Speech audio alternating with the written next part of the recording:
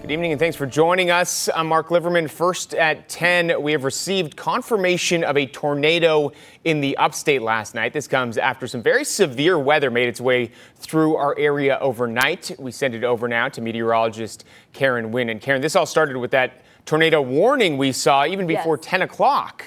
Yeah, 24 hours ago, we were in the thick of it with heavy rain in the mountains, severe weather in the upstate, and that tornado warning. And that storm did indeed produce a tornado. It's an EF0. It happened 2 miles southwest of Easley in Pickens County. An EF0 tornado with maximum winds of 80 miles per hour. It happened at 9:56. So yes, right before 10 o'clock. And it traveled nearly 3 miles, 2.71 miles long for the path length, 25 yards wide, and it did take down some trees, uprooted some pine trees in that area. Fortunately, though, no injuries and no property damage or structure damage that we are aware of.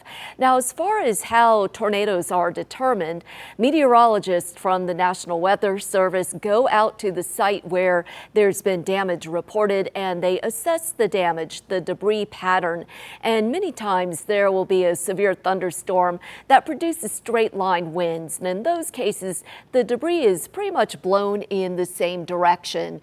You can see like how these trees are pointed in the same direction, indicating that the wind it was straight line winds, or sometimes in a radial pattern, indicating a microburst, a downburst.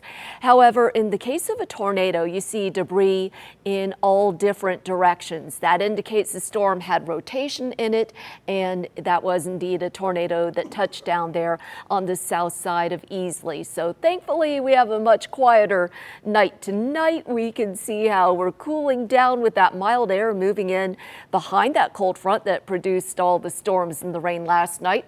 Down to 42 in Newfound Gap. We're down into the mid-50s right now in Asheville. So that Tyson Furniture bus stop forecast for tomorrow, starting off cool at pickup time. Make sure the kids have a jacket. 45 degrees, staying cool. I'll show you when we could be dodging a few showers.